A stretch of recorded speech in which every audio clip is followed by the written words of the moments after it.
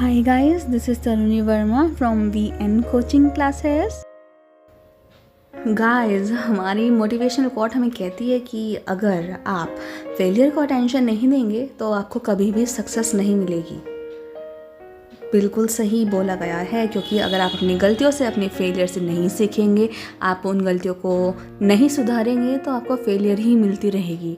Success का तो कोई चांस ही नहीं होता, क्योंकि अगर फेलियर्स को अटेंशन नहीं दिया तो सक्सेस कैसे मिलेगी। क्योंकि जो सक्सेस होती है वो एक जर्नी होती है, एक यात्रा होती है, कोई डेस्टिनेशन या फिर कोई मंजिल नहीं। आप एक पॉइंट हासिल कर लीजिए, आप अपना एक गोल हासिल कर लीजिए, उसमें सक्सेसफुल हो गए, दूसरे गोल के लिए फिर से प्रिपरेशन स्टार्ट।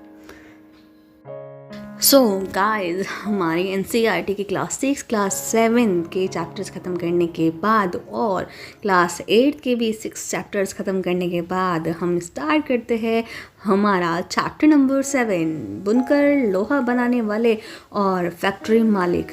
गाइस, जो UPSC एस्पिरेंट्स हैं उनके लिए यहाँ से बहुत ही इम्पॉर्टेंट मटेरियल आप लोगों को मिल जाएगा, क्योंकि इसमें काफ़ी भारतीय बाज़ार के बारे में बताया गया है, यहाँ के बुनकरों के बारे में कि एक टाइम पे कैसे इंडिया की चीज़ें पूरे वर्ल्ड में फेमस हो चुकी थी, यहाँ का लोहा, यहाँ के फैक्ट्री वगैरह वगैरह, यहाँ सब आपको मालूम पड़ जाएगा। और जो कि आपका हिस्ट्री पर्सपेक्टिव होने के साथ साथ आपकी कला और संस्कृति में भी हेल्प करेगा।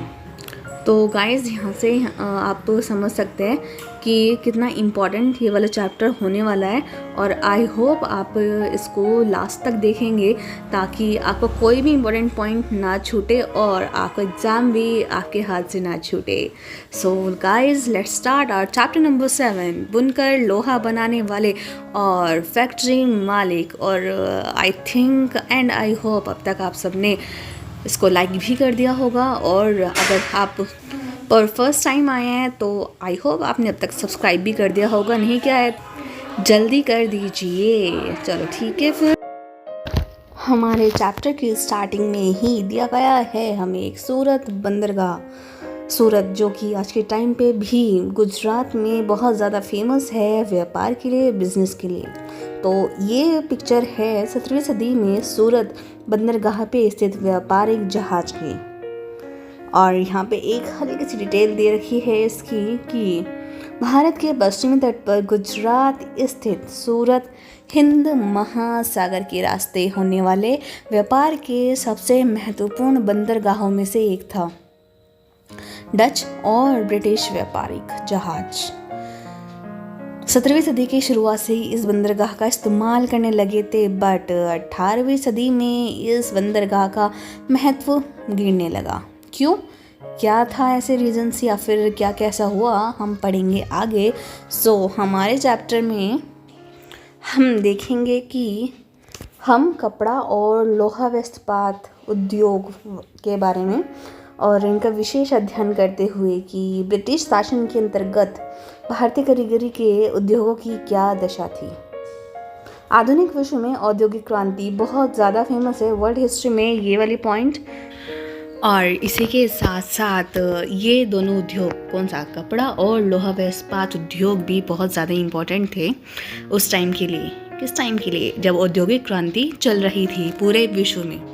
सूती कपड़े के मशीनी उत्पादन ने ही 19वीं सदी में ब्रिटेन को दुनिया की सबसे इम्पॉर्टेंट औद्योगिक राष्ट्र बना दिया। और इम्पॉर्टेंट पॉइंट यहाँ से निकल के आता है, 1850 के दशक से लोहा इस्पात पनपने लगा और ब्रिटेन क्या कहलाया जाने लगा, दुनिया का कारखाना। क्यों, वो भी आगे बताएंगे। अब जो एक यहाँ पे पॉइंट है ना, थोड़ा सा ध्यान देने वाला है कि औद्योगिकीकरण ब्रिटेन में और इंडिया पर ब्रिटिश विजय का या फिर उसके औपनिवेशिकरण का क्या संबंध था। संबंध बिल्कुल साफ सीधा था। इंडिया में रॉ मटेरियल बहुत अच्छे से मिल जाता था, मतलब कच्चा माल। ब्रिटेन में क्या करते थे, स्टार्टिंग में तो वो लोग ले जाके वहाँ पे मशीन से बनाते थे और उसको वहीं सेल आउट कर देते थे। बट जैसे जैसे इंडस्ट्रीज़ बढ़ने लगी, जैसे जैसे मशीनें और ज़्यादा प्रोडक्टिव हो गई, उन्होंने और ज़्यादा सामान बनाना शुरू कर दिया। उन्हें और किसको, मतलब ब्रिटिशर्स को एक और बड़े मार्केट की ज़रूरत थी। फिर उन्होंने इंडिया को ही मार्केट बना दिया, मतलब इन द सेंस कि पहले तो वो सिर्फ रॉ मटेरियल ले जाके ब्रिटेन में ही उसका प्रोडक्शन करके उसको ब्रिटेन में सेल आउट कर देते थे। उस टाइम ब्रिटेन को ही उन्होंने अपनी मार्केट बनाया। बट जब उन्होंने देखा कि ब्रिटेन में और भी ज़्यादा इंडस्ट्रीज़ लग चुकी है और इतनी डिमांड अब उतनी नहीं आ रही है जितनी स्टार्टिंग में थी, तो उन्होंने फिर इंडिया की तरफ रुख कर लिया, इंडिया में वो सामान सेल आउट करने के लिए। ठीक है, सो बाद में क्या होने लगा, पहले यहाँ से वो लोग बहुत कम दाम पे रॉ मटेरियल खरीदते थे, ब्रिटेन में जाके मशीन से उनको रेडी करते थे और वापस से इंडिया में लाके उसको सेल आउट कर देते थे। ठीक है, वही इस वाले पैराग्राफ में बताया गया है कि कैसे कैसे करके ब्रिटिशर्स सामान खरीदते थे, रेडी करते थे और उसको सेल आउट भी कर देते थे। बट इसका क्या साइड इफ़ेक्ट पड़ा हमारे इंडिया में, हमारे इंडियन जो कारीगर्स थे, उनके जो वर्कर्स थे, उन पे क्या इसका साइड इफ़ेक्ट पड़ा, मतलब क्या इतना बुरा असर पड़ा, वो भी हम आगे इसी चैप्टर में पढ़ेंगे। और यूपीएससी में कभी भी यूपीएससी ये नहीं पूछता कि मतलब इतिहास है या फिर कहानी है, आप हमें वो बताओ। यूपीएससी पूछता है कि उस टाइम जो भी सिचुएशंस थी, जो भी मतलब हो रहा था, उसका क्या इफ़ेक्ट था अलग अलग चीज़ों पे। मान लीजिए कभी इंसानों पे, मतलब उस टाइम लोगों पे क्या इफ़ेक्ट था, या फिर उस टाइम के बाज़ार पे क्या इफ़ेक्ट पड़ रहा था, या फिर उस टाइम की अर्थव्यवस्था पे क्या इफ़ेक्ट पड़ रहा था, इकनॉमी पे क्या इफ़ेक्ट पड़ रहा था। इस टाइप से करके क्वेश्चन पूछते हैं। इसलिए मैं बोल रही थी कि ये वाला चैप्टर बहुत ज़्यादा इंपॉर्टेंट होने वाला है और इसको ध्यान से देखना। सबसे पहले हम अपना कपड़े उद्योग के बारे में ही पढ़ेंगे। ठीक है, बंगाल पे अंग्रेजों से पहले करीब 1750 के आसपास भारत पूरी दुनिया में कपड़ा उत्पादन के क्षेत्र में कहीं ज़्यादा आगे था। मतलब इंडिया में काफ़ी ज़्यादा कपड़ा बनाया जाता था और जो भारतीय कपड़े थे ना, वो बहुत ज़्यादा लंबे टाइम से अपनी क्वालिटी, अपनी गुणवत्ता और बारीक कारीगरी, मतलब कहते हैं ना कि यार इस पे देखो कितना बारीक काम हुआ है, अरे क्या कैसे होगा, इस टाइप से बारीक कारीगरी के लिए दुनिया भर में मशहूर थे भारतीय कपड़े। दक्षिण पूर्वी एशिया, जावा, सुमात्रा और पेनांग, ये बहुत ज़्यादा इम्पोर्टेंट थे उस टाइम में व्यापारिक दृष्टि से, तथा पश्चिमी एवं मध्य एशिया में इन कपड़ों का भारी व्यापार था। ठीक है, ये तो हम देख चुके हैं। 16वीं शताब्दी से यूरोप की व्यापारिक कंपनियां यूरोप में बेचने के लिए भारतीय कपड़े खरीदने लगी थी। ठीक है, और इनके फलते फूलते व्यापार और भारतीय बुनकरों के हुनर की यादें हमें कुछ इंग्लिश के वर्ड्स से मिलती है, जो कि आगे हम इसमें पढ़ने वाले हैं। इन वाले पैराग्राफ में हम देखेंगे कि कुछ वर्ड्स बताए गए हैं और वो वर्ड्स ओरिजिनेट कहाँ से हुए उसके बारे में बताया गया है। ठीक है, यूरोप में व्यापारियों ने भारत से आया बारीक सूती कपड़ा सबसे पहले मौजूदा इराक के मोसुल शहर में, इम्पोर्टेंट, अरब के व्यापारियों के पास देखा था। पहले टाइम में क्या होता था, पहले टाइम में जो अरब व्यापारी थे वो इंडिया से माल ले जाते थे अरब देशों में, फिर उन अरब देशों से वो माल जाता था यूरोप में, यूरोप के देशों में। ठीक है, पहले इस तरह से व्यापार होता था। बट जब व्यापारिक मार्ग अवरुद्ध हो गया, वहाँ पे दूसरे शासन का साम्राज्य, दूसरा शासन आ गया, दूसरे राजा का शासन होने लगा, तो व्यापारी थोड़ी सी दिक्कत फेस कर रहे थे अपना व्यापार करने में, और यूरोप वासियों को उनकी चीज़ें नहीं मिल रही थी। उसके बाद डायरेक्ट व्यापार होना शुरू हुआ। डायरेक्ट इन द सेंस मतलब जो यूरोप के लोग थे वो ही इंडिया में आए। ठीक है, तो यहाँ पे एक वर्ड मिलता है हमें, मसलिन। मसलिन मतलब मलमल के। क्यों? क्योंकि मोसुल शहर में यूरोप के लोगों को मालूम पड़ा था और मसलिन से उन्होंने अपना ये वर्ड निकाल दिया। ठीक है, जल्दी ये वाला शब्द खूब ज़्यादा प्रचलित हो गया। इवन मसालों की तलाश में जब पहली बार पुर्तगाली भारत आए तो उन्होंने दक्षिणी पश्चिमी में केरल तट पर कालीकट, पता है ये वाला सबको, वास्को डी गामा भारत आया था कब? 1498 में।